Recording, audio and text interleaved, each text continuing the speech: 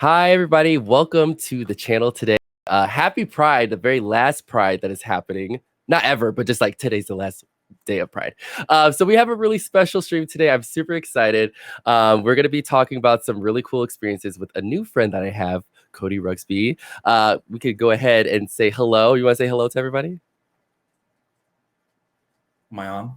Oh, there you go. Hi, friends. Hi, yes. Brandon. How are you? Good. I'm super excited to talk to you. I was talking about this earlier. It's really cool to talk to different people in the LGBT community in different like industries as well about like their experiences. And thanks to Adidas for putting us together to make this happen. I think it's really important to hear everybody's story. So I guess like let's do a little introduction to like each other in case there's people who are watching who may not know us, and we can just kind of go from there. Yeah. So I'll let you go first.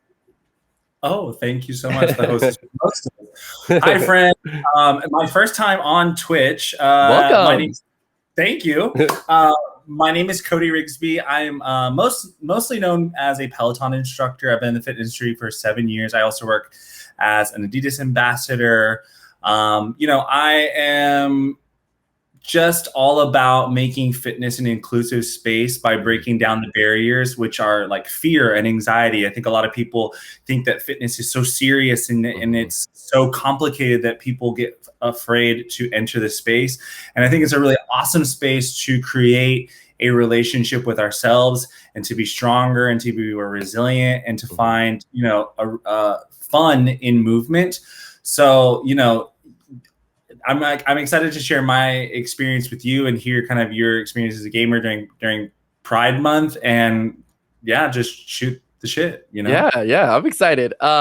So just for anybody who's new who doesn't know me, I hate my name because I just start with it. It's like I am Brandon. I'm Brandon. So that's the joke every time. But I am Brandon. I've been streaming on Twitch for 6 years. I've been a Twitch partner for 5 years. I started in trying to work in the gaming industry about 9 years ago by starting my own website called ugrgaming.com. I like from there, social media really helped me like learn how to, I guess, process how it works and all that. And then I got into Twitch and then learned about how I could try to network my way into getting a career in this. And for the last 9 years, it's been a lot of struggles and a lot of sacrifices, but I'm super happy to see all the hard work I've been putting in, like coming together and then being able to talk to you. Like that's so dope, So I'm excited. So yeah. That's so cool. You can play video games for a living. Like that's so cool. I will say that's one thing that I when I was a kid, I always wanted to work for Nintendo for some reason, and I never knew how that would actually happen. But the fact that there's a video game right there, and I'm like, my house is being paid for. Well, not my house, but my apartment's being paid for with video games is so dope. Yeah, but me and Cody are gonna talk and ask different questions to each other and answer them. If anybody in the chat has any questions at the end, we're probably gonna take some question and answers. So I'll let Cody go first if that's okay, or if you want me to go first, you tell me. No, I can go first. Okay, cool, awesome. I think when we talked a few days ago, kind of just to like meet up and go over this, I was very much into video games as a kid, and I loved it. And honestly, just because life has gotten busy and I've had less and less time, I just haven't had the time for it, except for I do have my Switch, and me and my friends play tons of Mario Kart, tons of Mario Party. Love it. We talked about this. I tried to play the newest Zelda, and it was too overwhelming for me to like even deal with. But I love video games. And even in high school and in college, 12, 14 years ago, I played a lot of online games like Halo and Rainbow Six, and was very active. Like I would do it almost every day after school. But I remember it being so homophobic and just so much nasty language was online. And I always felt like scared to be myself, and even you have this headset and you're talking, and I'd be even conscious of the way that I speak or the things that I said, and I felt like I was almost putting a mask on like online, which is crazy. So I'm interested to know, obviously for me that was 10 years ago, over. How do you think the gaming space has become more inclusive and is kind of fighting homophobia and transphobia and like that sort of stuff from your perspective? So like, yeah, we were talking about this the other day, and it's sad, but everything that you experience is still happening to this day. And the fact that like you're everything that you're feeling when you're younger, I have felt that same exact way, and there's people who still feel that way because there are very homophobic, transphobic like gamers out there. I know when I was growing up in the whole gaming space, I didn't really feel comfortable speaking online as well because I didn't know how people were going to say stuff to me. Obviously, being black, people are going to say, racial slurs as well. So having to deal with that. Sadly, with the culture, people say like, oh, that's gamer terms or that's gamer rage, and it's not acceptable anymore. And I'm really glad to see a lot of gaming now going into a space where they're trying to be more inclusive, and like these gamers who are stuck in their ways are just gonna have to deal with it. It's not like the LGBT community doesn't exist. It's always so interesting during Pride season where like companies are trying to celebrate LGBT communities, and just like the people are just like, oh, I why are we celebrating them, this and that, blah blah. We exist. Like, it's not like we just are gonna disappear because you don't like what's going on. And mainly, I think the fact that it's like people could just mind their business. If you don't like it, you really don't have to like say anything. It's not your life to have to speak on it or judge. It's just so like, yeah. It's also when people say that like, why do we have to celebrate it? There's an entire history. There's an entire like fight that's been fought for equality, for justice, for rights of gay people. We're still fighting for trans rights, and so that's the reason that there's pride. Obviously, I hope if anybody didn't know that watching this does now, like that's the reason we've got to stand up. We've got to celebrate pride. It's almost like this duality between, I thought about this weekend because it was Pride here in New York. I know it was Pride in Chicago, right? Yeah. Yeah, and Pride is just so special because it's my favorite time of the year. It's like my Christmas. I just feel like love, and I feel the energy, and there is this sense of knowing that there's a history behind it, and a lot of people fought for equality and gave us the ability to even have the platforms that we have and have the ability to show up and be our most authentic self. And knowing there's also like a celebration that goes with that of just being able to love each other for who we are, and knowing also there's still a fight to go on because our trans brothers and sisters, people of color still are not finding equality within all these different systems. So that's why we celebrate Pride, and even doing it on a gaming platform or social media is important. And we're not going anywhere. We're not stopping. Figure it out, y'all. Figure it out. That you bring up a really good point, because like I love Pride. Is one of my favorite times of the year. It is like Christmas to me as well. I do spend a lot of Pride like reminding people of the history of what Pride is, because there's people who don't know how it started. They don't realize that it was started as a riot. And like just throughout the month, I like to just support other, LGBT folks, like just like in the gaming community, because obviously that's where it came from. But just like supporting other LGBT folks who may not have, access to certain things, and just making sure that they're seen too, because like, we are in the spaces that we're in, but like we can't just be alone doing it, That's how and I think if we've learned anything over the past, specifically the past year, 15 months, it's like use your privilege and use the opportunities that you have to create more spaces at the table for everybody else, because like the resources are unlimited if we really think about it. And like, just because you're successful doesn't mean another Black gay gamer can't be successful, and that's not taking away any of your success. That's not taking away any of your success, any of what you're doing. There's always more space at the table, and if we've got the privilege and we've got the power and we've got the opportunity, we have to open it up to other people. And I think that goes to anybody in any workspace, in any platform, like even at whatever job you do 9 to 5, anybody that's watching this, like how can you create more opportunities for other people? Like you are like literally reading my whole entire brain, because that's like that is the whole focus of what I do, is because I don't want to be the only one in this position doing these kind of things, because yeah, there's a seat at the table for everybody. There's so many great LGBT creators who are on like the Twitch platform, who are up and coming, who I idolize, I love. Like there's quite a few people in Chicago who I actually got to meet recently, and I was just like sitting there crying like, oh my god, I watch you online do what you do. And they were shocked because they never met me in person, and they thought that I was gonna be this person who was like just pretentious and like think that I was better than people. I was like, no, I literally care about people. Who I am online is literally me as a person. I can't fake it. If I could fake this, I would love to have an Oscar. So if anybody can make that happen, let's make it happen. Getting a best actor role, you know? Yeah. I was just on set today, and some for a photo shoot, and some girl was like, the girl running it was like, oh, everyone here is like hoping that you're as nice in person as you are in Peloton. I was like, what are you like? I'm just like, I'm doing me. I'm myself 24/7. It's way more energy to come up with a persona and fake it, you know, all the time than it is to just like be your damn self, you know? Life is too short. Life is too short. Life is too challenging. Like, nobody has time for that. Yeah. All right, so I have a question for you. I was going to ask, what kind of adversities have you faced being gay in the fitness industry, especially online? That's interesting. You know, I don't know if we talked about this before, but I used to be a professional dancer as well. And I was a professional dancer. I worked for, you know, Katy Perry, Nicki Minaj. I did the Victoria's Secret fashion show.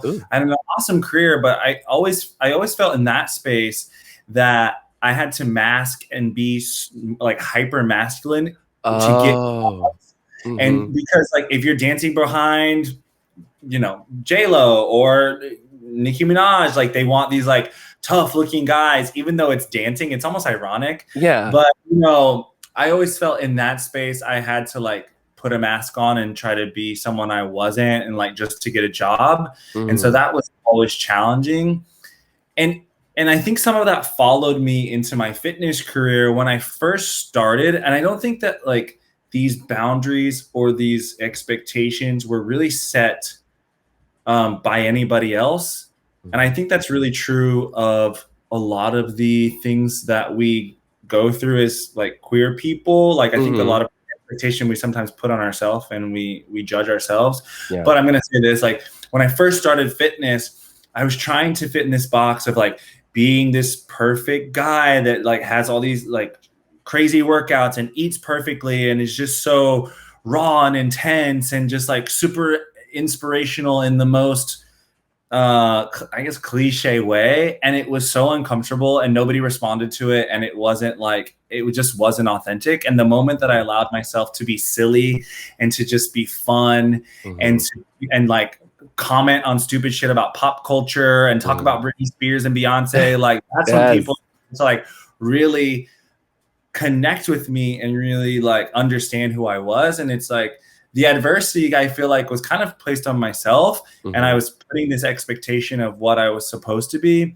And then when I started to move into my authenticity and really tried to move into who I was, that's when I found joy. That's when people connected to me. And I found a lot of, you know, that's where I feel like my success is rooted. Otherwise, you know, I feel like I've been pretty fortunate that Peloton is a super inclusive space. They're really supportive of us telling our stories authentically without a filter. And I'm always super, super grateful for that. And I couldn't imagine it being, you know, really any other way. But I you know, it's interesting because I feel like I felt a little bit more, I guess, I don't want to say discrimination, but more in the dance world, because they want you to fit this like industry standard. And if you're too effeminate, they're not going to book you. Or if you don't look a certain way, they're not going to book you.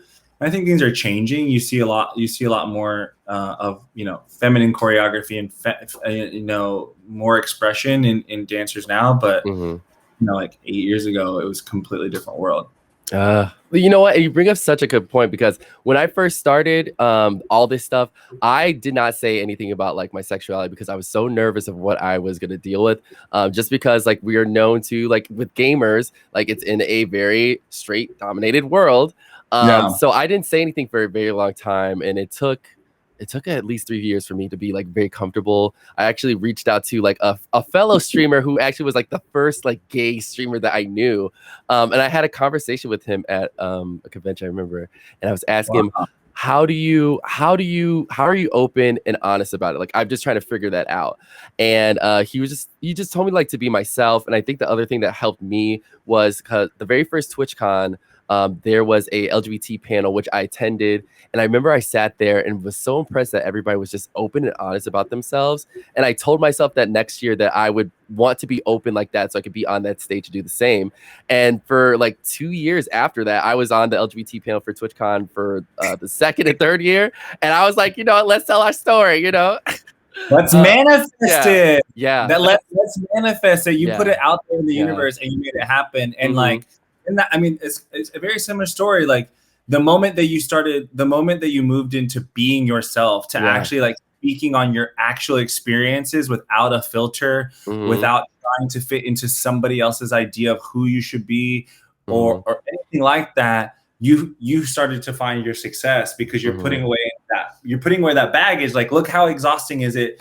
Like Yeah. we just talked about, like you're speaking and then like in the back of your mind, you're like, oh, but I don't want to, I gotta like edit this part of the story, or I gotta edit this part of who I am just to fit in. And now that weight of that filter is off and you moved into your success, which is incredible. Yeah, I just like I like, since I was born, I've always felt like I was just destined to not be ordinary. Like, I just knew that something I had to do something that had to deal with helping people. That's why one of my biggest dreams was to become a teacher. But that obviously didn't happen. But I have tried to shift my career in like trying to help out other streamers and just supporting other people who are doing the same thing, because I know when I first started this, I really didn't have a lot of people to look up to. And now it's just like I'm so inspired by so many people who are in this industry. Like, I have friends who I never met like in person, but I know when I meet them in person, we're gonna have that same thing. Like, some of them are in the chat right now. Hi, Betty. Hi. But like, just people like that. It's just so great that I've been able to find people who are like me and just, you know, just be unapologetically myself, you know? And I know you feel the same way too as well. You just feel very comfortable and you're more free to do whatever you want. Yeah, and I mean, it's really interesting how you're also building. I think what's so important right now is building community and feeling like you belong. And I think a lot of us are looking for those spaces where we belong, and for you to like start building community in this, you know, a digital space, and then it bleeds into the physical, especially as we come out of the last 15 months of a pandemic. I know people have been looking for that, but it's beautiful. You're building community as well. Thanks, I appreciate it. You're gonna make me cry right now. Jeez. I wanted to, you know, obviously we're talking about you as a gay gamer. As a gay man in the gaming community, I'm interested to know of your experience kind of on the flip, because I know like out in, you know, the physical space and clubs or bars or drag shows or wherever we kind of create community within the LGBT space, I don't see a lot of like gamers, and then specifically like Black gamers. So I'm interested to see like, where have you seen yourself represented in the community or not? Or like what is that like? Yeah, so when it comes to just like when I first started, I didn't know any other Black person at all who was streaming. I obviously have friends who I game with who were Black as well, but like when I started streaming, I didn't know any other Black person. I still to this day have the same. Well, I have the one friend who was Black who I reached, who I like connected with like 6 years ago. We're still friends now. But the beautiful part of what I've learned about just being in this industry for so long, I've opened up my network and met so many other people, a lot of people of color, you know, Black women, Black men. But when it comes to like when I first started, there was not like Black gay lesbians or LGBT people that I didn't know, you know. So I felt very alone for a very long time, and that's why I worked so hard to make sure like my voice was very heard as a Black gay man and as a Black gay person, because I was surrounded by, you know, straight people who were being successful. They were raised at the top. You know, they wouldn't look at me because I'm not the first choice most of the time, just in general. But I feel like now there's so many great people who have entered into space, so many great queer Black people, so many Black women, Black men who are really doing the work and like killing it out there. That's why like there was a situation which I'm sure you'll be familiar with, but like last year in June, where like a Black Lives Matter came up again, and people were actually starting to pay attention because they were at home. They had to actually watch the news and know what was going on. There was a moment where all of a sudden everybody saw that Black people existed. And like then they're like, oh, let's support Black people. Like, hey, where'd you come from? You're a gamer and you're Black. Hey, welcome. And so it was such a weird experience because I have been doing this for 9 years of my life, and to see people who come out of nowhere and be like, I just found out about you. You're Black. And I'm like, okay, wait, like that is weird. You know what I mean? And I always felt guilty because of the fact that the reason that we were getting attention and like, let's support Black creators, all this kind of stuff was because of other Black people's deaths, which was very unfortunate. And I will always feel guilty about that because it's like, why did it take for you to notice me or my friends because you were just not paying attention to what was happening to us? And like the support in June was it was high. I had the highest like subscription count I've ever had on my channel that I never thought I would have. I had 3,000 subscribers, which was insane. And then as you know, all the Black Lives Matter movie news started to come off and wasn't being trended anymore, then we started to see a lot of people not showing up, not supporting, and my sub count dropped like that. It was like back at 300 like within a month. And so that's why I always try to make sure, and I think it's very important for a lot of people who were, let's support Black creators and all this kind of stuff, to hold them accountable and see if they're actually still doing that. There's actually a few bigger creators, I will not name them, who were very, very vocal at first for social media. And, you know, months later, when I have questioned, hey, we need accountability. What are you still doing for us?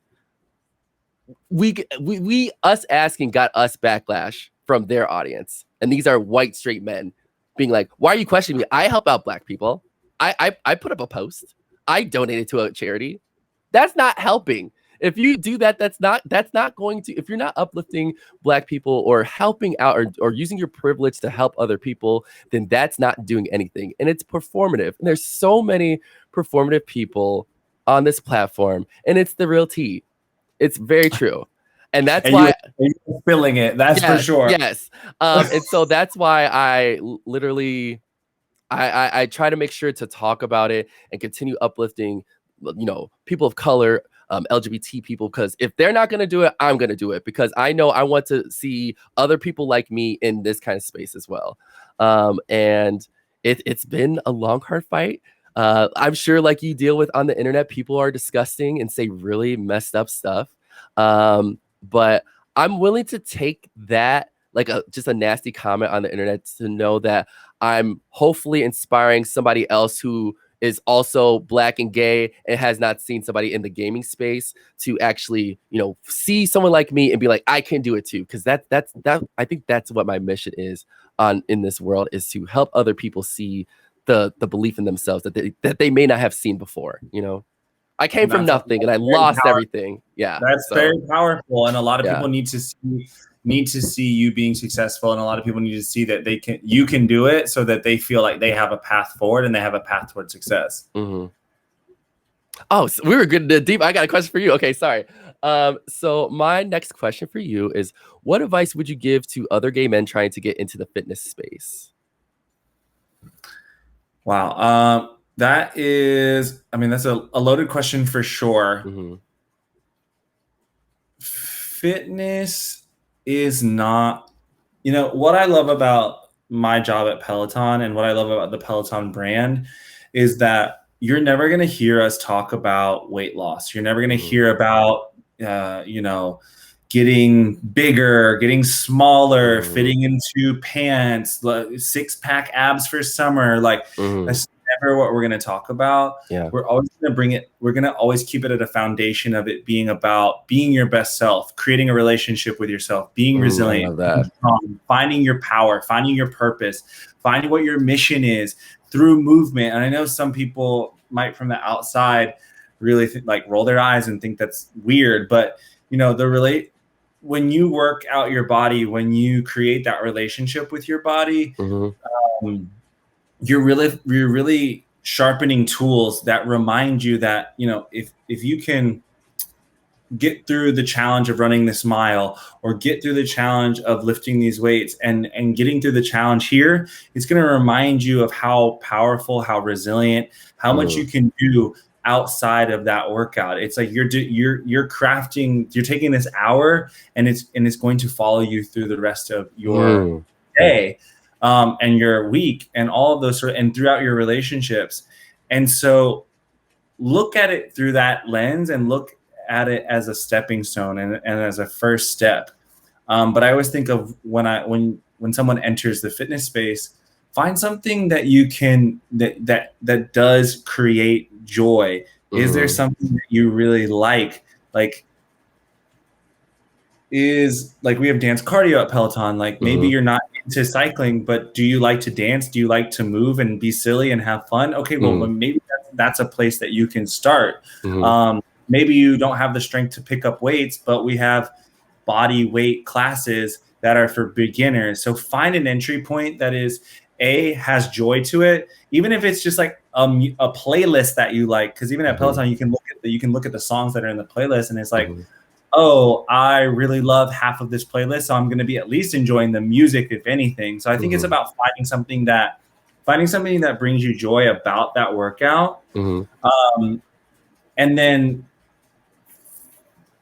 like knowing that it's a journey, knowing that you're going to have to like keep this going to find success, but you get to define your success. It doesn't have to always be how you look. It can be like how you feel. How does this workout make me feel? And I think when you define success through that lens, it makes it a lot more enjoyable and it makes it a lot more long lasting. And don't be afraid to ask questions. Don't be afraid to do your research. When you educate yourself, when you get more information, it takes all the fear out of it and the scariness out of it. And don't be afraid to fail. Like failing is good. Fall on your face 30 times, but get yourself back up, dust your shoulders off, and like keep pumping. And there's a lot of queer inclusive spaces within within fitness. Peloton obviously being one of those. And I always love getting on stage, and like that is part of my purpose is like being on that bike and making people see like, oh, you can be a silly queen and still like be fit or in fitness and stuff like that. So that's kind of where I land in answer. I absolutely love that because I'm sure, like, as I know and like in gay culture, there's a lot of like physicalness and you feel like you have to fit a certain way to be attractive. But I just love the positive message of just like, you know what, be your own best version of yourself for yourself and not what the outside world like wants to be. That's great. That's so good. It's also like, listen, being cute is only going to last so long, and being cute, it runs out. Like, if I had my fan, I would take it out right now, but it's in the living room. But yes, amen, amen. These looks stop relying on that body because it's only so far. But what's more important and what's more nourishing is like the relationship you're making with it and having fun with it and making it enjoyable. And there's so many options out there for you to enjoy moving your body. Yeah. I love to dance, so I'm definitely excited to get into it. So. All right, are you ever like a Dance Revolution person? I have it right there. You do? Yeah, I have. I loved it. And honestly, like that was probably like one of the first things that like felt like exercise to me when I was younger. Because I would go to the arcade and play that and be like sweating buckets. Yeah. So like that's a place to start. You're moving your body, you're doing something for yourself. I need to get back into it though, but like my problem is that my apartment, the floors are very squeaky, so you can't do all that. But no, DDR is a great way. I used to play that so much when I was a teenager, and I played it last year on stream, and it was a workout. So I do miss it. We do love Just Dance on the Switch. Oh yes. But the thing about that, sometimes I'm like going really hard and hitting the step, and it doesn't give me credits. I'm like, what's going on here? Yeah, they're not always perfect, but you know, it's a good way to like feel like you're a dancer. You know what I mean? And my boyfriend is doing like the minimum over here, and he's getting like a perfect score. I'm like, what? I can't. I'm a dancer. I can't be off the beat. Oh my god. See, video games, they could be faulted at points. You know, video games are not perfect. I understand. No, not at all. Oh, wait. Okay, so let's do you see I'm going to bring it back to this, like, do you see more queer stories being told within video games? Like, you know, obviously, and like what would you like to see? Because I think of, you know, these games with these massive storylines and these massive production, I'm sure, budgets, and they're usually like the same type of characters. Yeah. I'm wondering, like, have you seen any queer stories, or like, where would you like to see them? Yeah. That's a great question. So when I first started playing like more games, just like on Xbox 360, obviously I didn't grow up with like any sort of like LGBT representation at all. But there was this YouTube channel I used to watch a lot, and it was this show, I think it was called That's So Gay. It was just like a little like mini series where they talk about different like culture things, and they talked about like video games that had like gay characters in it. And it was a game that they talked about that was called Dragon Age, and it was the very first time I was like, oh my god, I can be gay in a game, I'm gonna go out and buy it. And so I ended up buying it, and I remember the first time I had my character like make out with another man, I was like, oh, this is what I've wanted in my entire life. And you know, it's like fantasy and there's like magic and stuff. I'm really into like just like, I don't know, elves and things. Okay, that sounds weird. I'm not into elves. Okay, all right, shut it down. You really set yourself up for that. Okay. It's okay. I'm into really cool fantasy things like that, and my character was an elf. So I played through all those series besides the last one, and then the same company that made Dragon Age actually made a different game called Mass Effect, which was a 3-part series. But the final game, all of a sudden, your character could be gay. So of course, I took that opportunity to be gay. You know, I was like, let me be gay. Let's do it. Which that was cool. And then it was a few years before I started noticing stuff just in general, because like that was a big controversy back in the day. They're like, oh my god, gay people in games, they don't exist, get them out of our games. I'm like, you don't make any of these games, so relax. But it wasn't until I started playing I started playing D&D Dungeons and Dragons a few years ago. I had a friend who reached out to me and was like, hey, so the company that makes Dungeons and Dragons, they want to know if you want to play it. And I was like, huh? Wait, like the actual company? And she's like, yeah. And I said, okay, well, I've never played it before, but like I'm willing to learn. And so the show was basically supposed to put like veterans and newbies together, and we were going to create a story together. So it's a show that was called Rivals of Waterdeep, which is still on. And so I created an elf character, and just like it was just like kind of instant, because like I hadn't seen like LGBT representation when I was growing up. So I was like, you know what, let me put my own character into it. So my character ended up being this bisexual elf, which was very different from me, because you know that's not me, but we made it work. But it was really cool to see like other people like seeing this game that's about fantasy and realizing that it's like there's a lot of things that are not like real world things, but we could create what we want. And then it wasn't. Wait, I'm gonna stop you right there, because isn't it crazy that like in these fantasy games you can do, and maybe before, not talking about these games, but before, you can do all these fantasy things that aren't even real, but you couldn't even be gay in them, you know? Like you can do all these fantasy things, but you can't do something that's actually real. That's how you know there was no LGBT person who was in the room or in the office, because nobody worked there at all. That's where you could tell the difference with that. But after I did, I ended up ending my run on the show about a year ago. The next game I actually saw it in was Life is Strange, which is a really great game series. The first, well, I won't spoil it for people who haven't played it, but there is, a lesbian couple situation in the first game.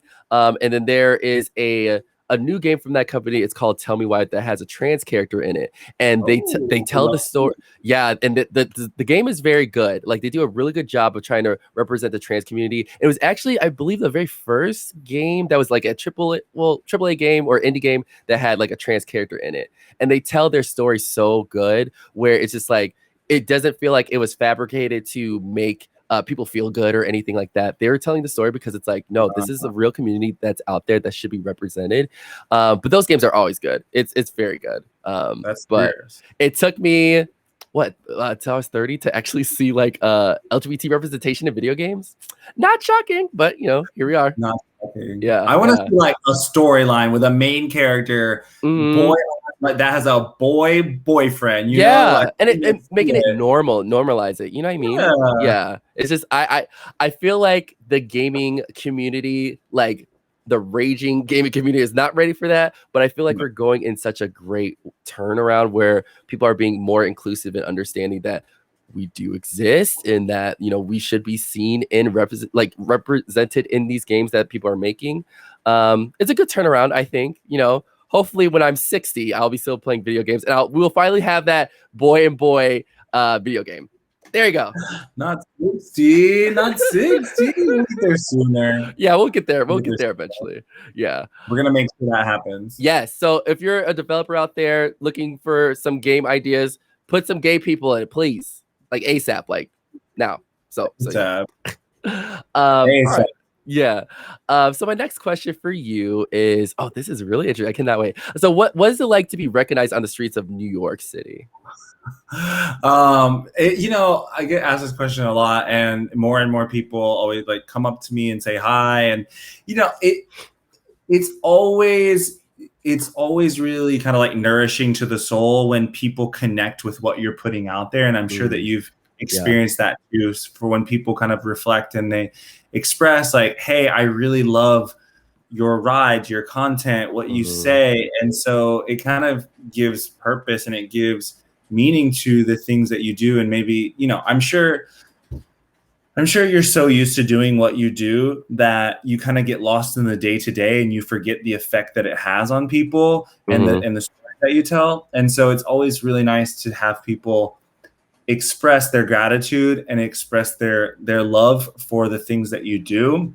And it just reminds me that I have an impact and I have a purpose, and that I can make the world like a little bit better, the world a little bit more inclusive, compassionate. And so I take it with a ton of humility, and I'm happy that I'm building some sort of community and that I can have an influence on people, and that I want to use that influence to create good, I feel like we like get each other because we're like kind of very similar. Because like that's that's how I feel. Like when I used to go to conventions, it was always so weird when I like walk down and someone would come up to me and be like, "Oh my God, Brandon!" And I'm like, "Huh? Am I in trouble? Like, what did I do?" What did I do?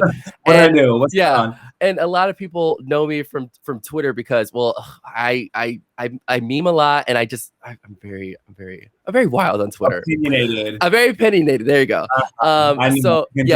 So I have a lot of people who will come up to me and just like thank me for talking about different subject matters, and it's really humbling to be like, I like when I write stuff or just put it out there on the internet, I feel like nobody's reading it. I'm just like talking to myself.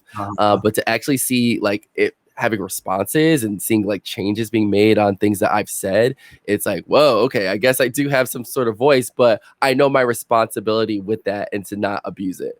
Because that's important. That's so important. I feel like the biggest piece of advice I was given was like, yo, no matter how big anything gets, like stay humble. Let go of that ego and remind yourself that like, connect with people and like really connect with them. So I think that's always a good foundation to have. Yeah.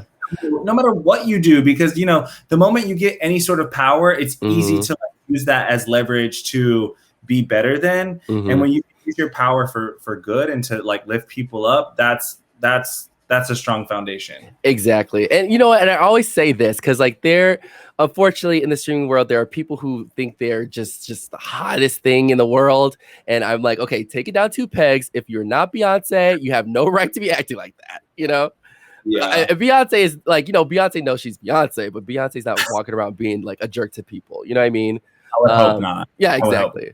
So yeah, that's my thinking. But that's so cool that you're humble and like get to talk to people who you affected their lives, and they get to meet you, and they see that you're a real person too, which I think is really important online, because there are people who will say just the nastiest things online, and they think because, oh well, this person has so many followers, they're not going to see it or they're not going to care. But it's like, yeah, we are actually people who exist and know and see and have feelings and stuff. Like that's not a really cool thing to say, So, and also like just anybody, like don't roll up in anybody's comments like saying nasty stuff. Like I know to yourself. Like also we need less fighting. Like that's a big reason I got off of Facebook. Like I stopped being on Facebook. I was just like so tired of the fighting and the bickering and the politics. I was like, I can't do this.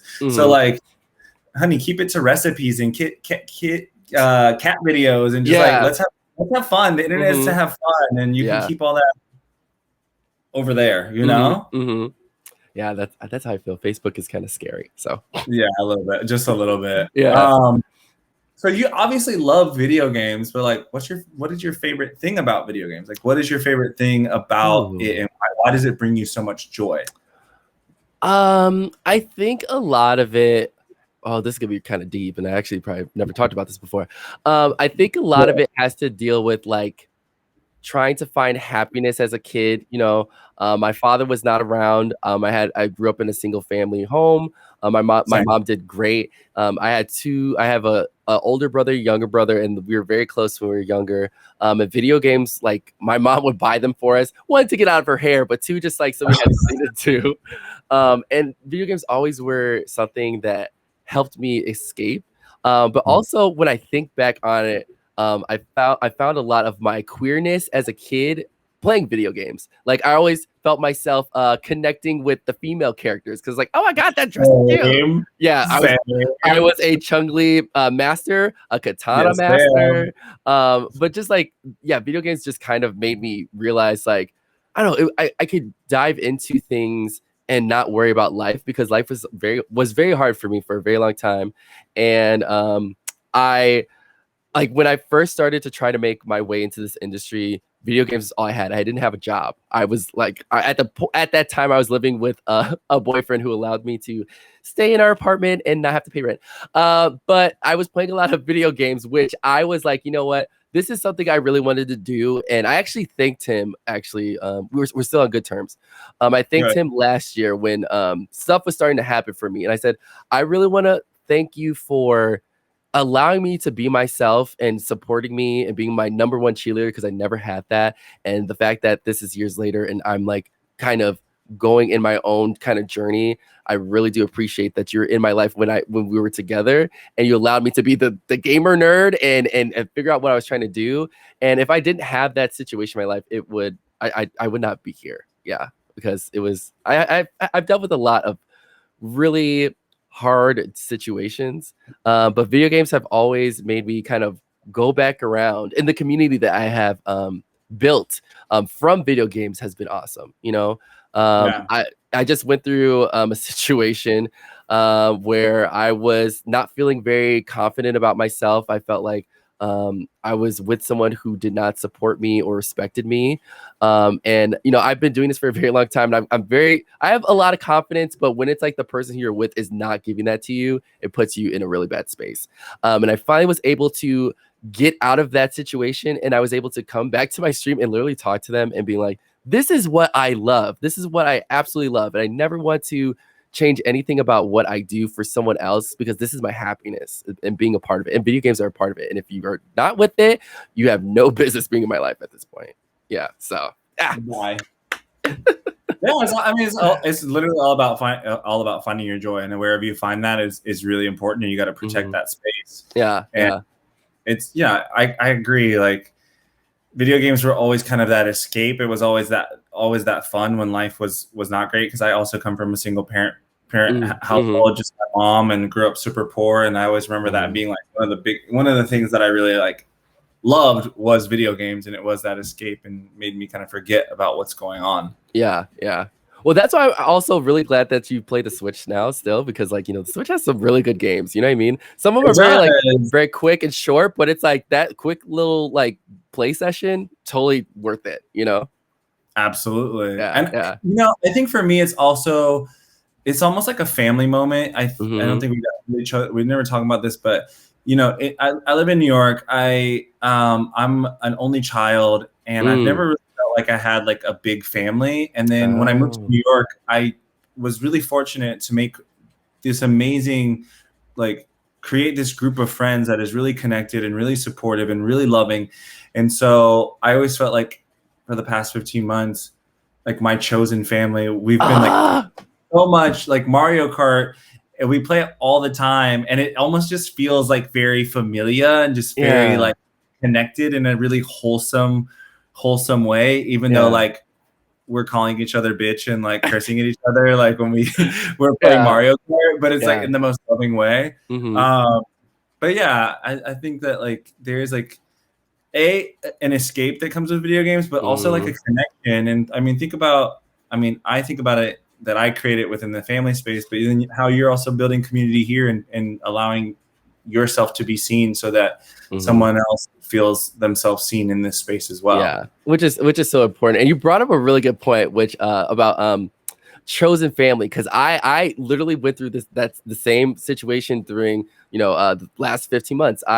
There's a group of people who I have called my chosen family, because like I wasn't able to see my family for a very long time, and like we were all kind of like friends like before all this stuff happened, but when everything closed, like we got really close. And just in general, we have done a lot of stuff together. It's been fun.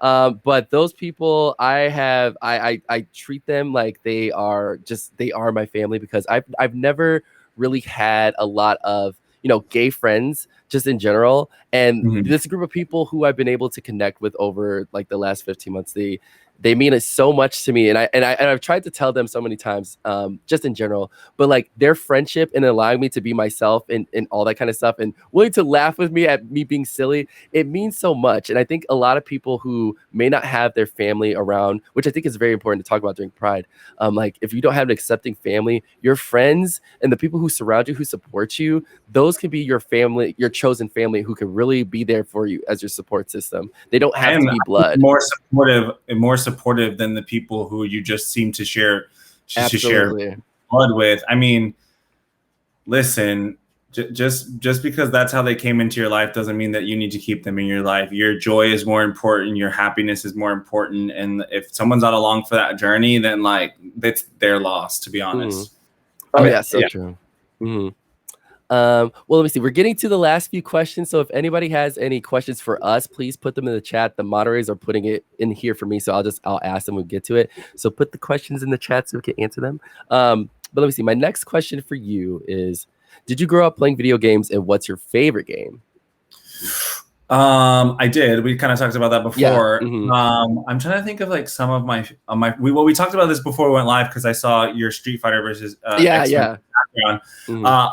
I used to play a ton of Marvel vs. Capcom 2. Like that was my favorite games. I'd go to the arcade and play it. I had it on Dreamcast. I had it on Xbox when it got re-released on Xbox. I think I am, and my old roommate had PlayStation 4, and we played it on that along with Marvel vs. Capcom 3. Which I was it 3 that I was a little disappointed because there was like less characters. There was a lot less characters on it. Very less characters. Yeah, there's a lot. It was cool, but like I was like, where are the characters? There's like 90 characters in the other one. What happened? Yeah. And I don't know if one of my favorite games of all time, and maybe I'll be showing my stripes. I don't know if you remember it or even heard of it, was this RPG called Shenmue. It was one of my favorite. Wait, hold on. Where is it? I have it somewhere. I have it. Wait, it's I literally have it. Where is that? I'll find it later. But I have it. Did you know that they made like a third one? Oh, I knew. Okay, so it was one of my favorite games of all time. I played Shenmue 1 on, I think, Dreamcast. Yep. And then finally they released Shenmue 2 in the US on Xbox. And so that's how I played it. And I remember waiting the longest because people were like, just play the Japanese version. I was like, no, I want the American version. Because it's all about the storyline. And so that was one of my favorite games of all time was Shenmue and Shenmue 2. But I did not know that they made a third one, and I love that game. Yeah, so if you are I'll play it. Yeah, What's it on Xbox? It's on PC, it's on Xbox and PlayStation. Yeah. Okay. So the good thing about finding out about it now is that you didn't have to wait 10 years like all of us did. Exactly. I just now you know. And I'm like, now it's arrived. Yeah. So no, it's such a good game. I remember playing it on Dreamcast as well, and then being like, this story is so good. It is so cheesy too as well, but like it's so good. It's so good.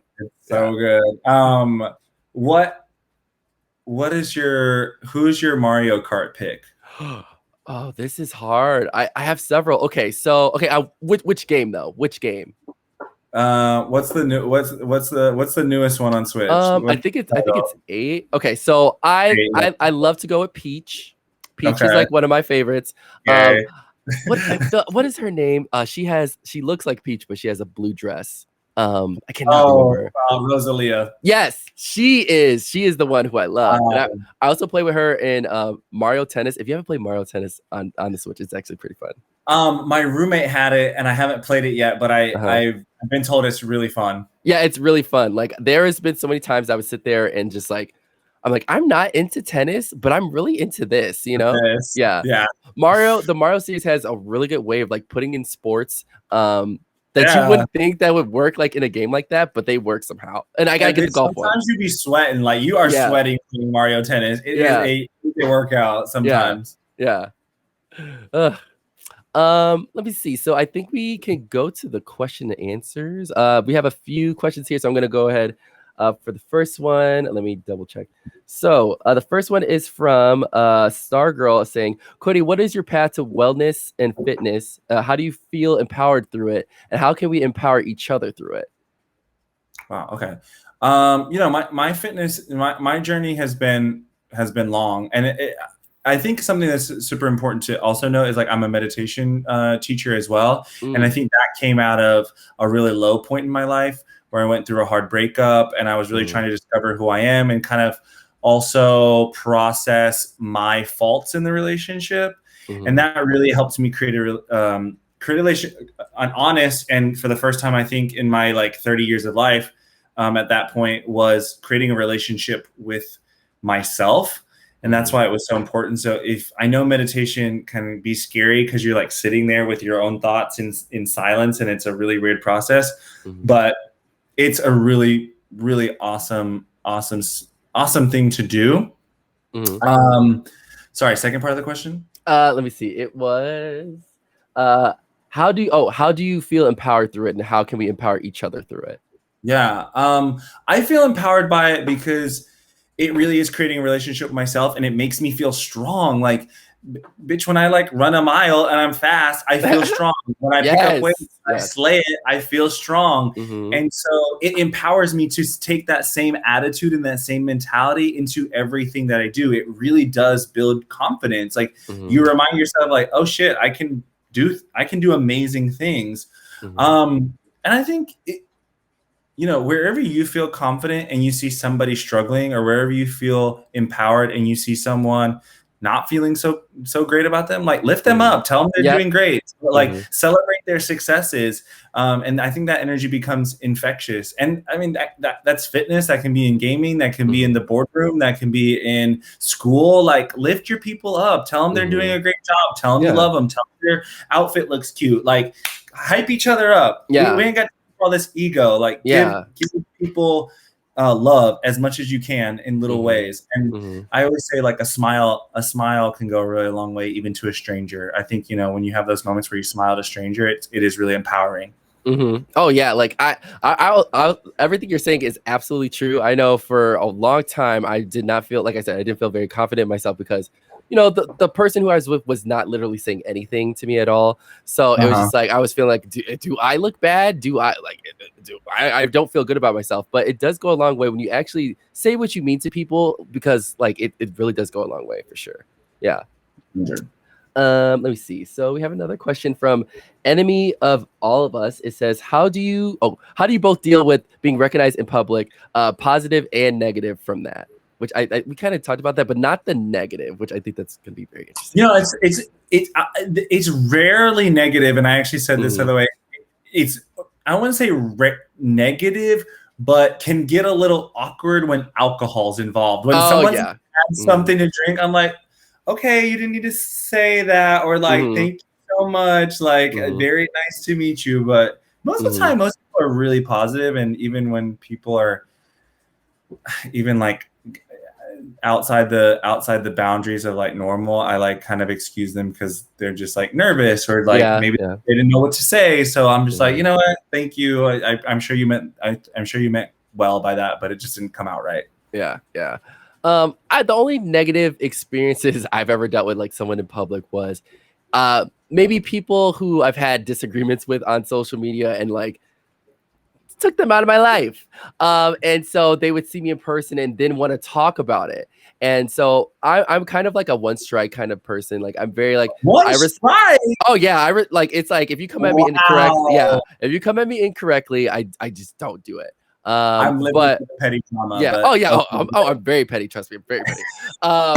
But my thing is like I come to everybody with respect, and when you come at me with disrespect, I don't appreciate it. If someone was to come in and like legit apologize and thought about it, I'm willing to listen, but most times I'm not. So like there's been situations where someone will come up to me and want to talk about a situation where I'm like, I have removed myself from it. I do not want to go into it, especially if I'm out and like you're saying, like drinking and stuff. That's not the time and place to do that kind of thing. But you know, I like I said, I'm always about respect. I will respect you until you disrespect me, and that I live by that. That's the same thing with my channel here. There are trolls who will come in here and just say really disrespectful stuff, and I'm not going to take that. I try to live my online persona like that because when I first started to do this, there were people who would be racist to me, homophobic to me, and it almost made me quit. There was one situation years ago where someone came into my stream and I was playing this game called Fallout 3. And someone said, I remember when Fallout 3 was for whites only.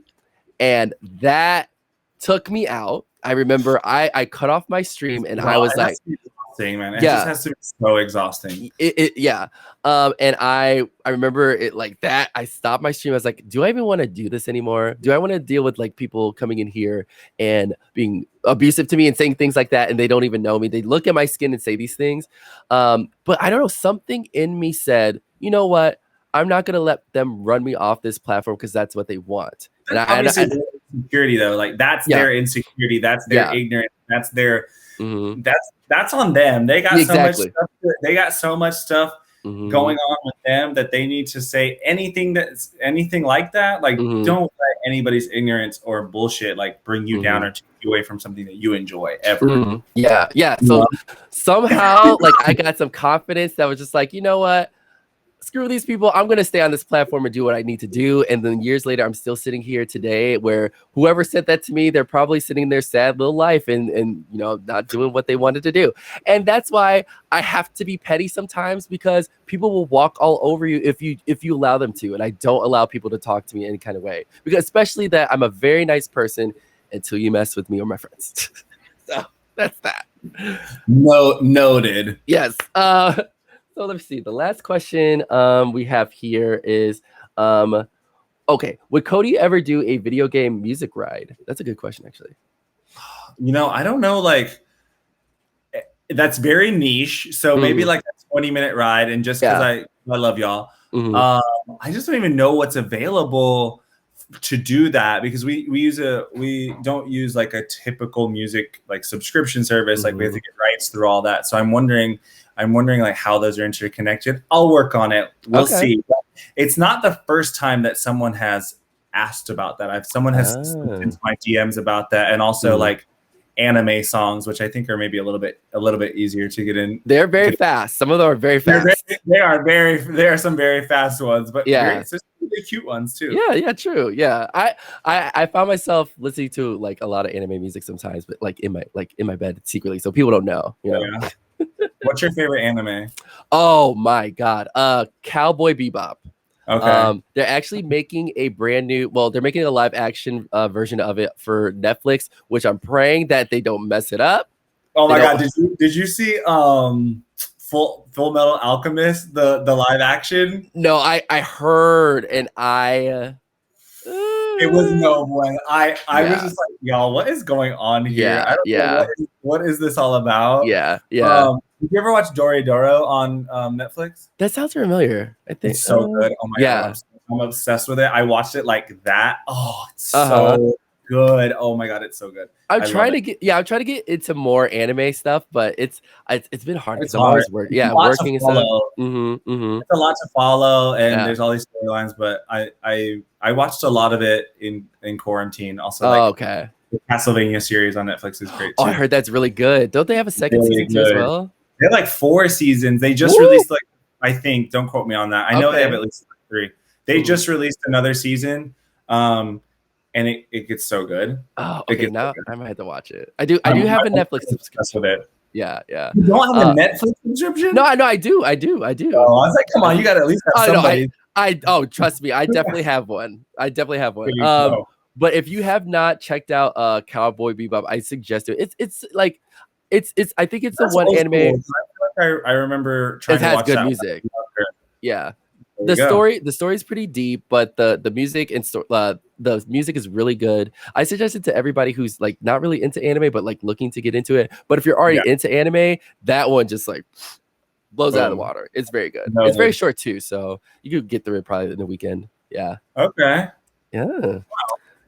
All right. Well, everybody, that's the end of our little conversation here. Thank you so much for all the questions. I appreciate you. Thank you, friends. Yes. Thank you to Adidas for making this happen. This is awesome. Cody, do you want to tell people where they can find you and all that good stuff?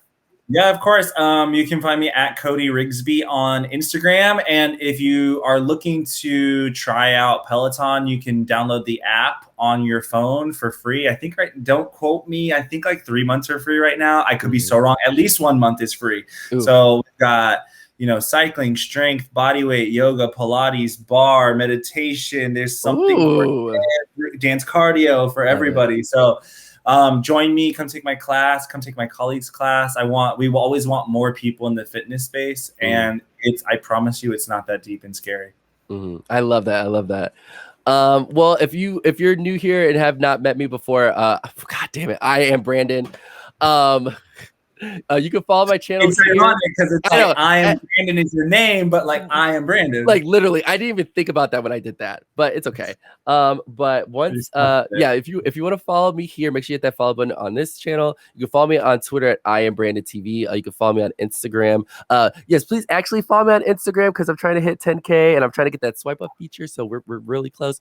But yeah, that's where you can find me. I play lots of different games on here. We're playing actually Resident Evil Code Veronica last night here and all that good stuff. But other than that, like this has been a good conversation. Happy Pride. Happy Pride. Yeah, happy Pride. Hopefully our conversation opened your eyes if you weren't used to some of these subject matters we're talking about. Open up your eyes and to start conversations with friends and family because the LGBT community needs support and we need you to continue doing that, to keeping the conversation going. So yeah. Do you want to send us out since I started us in?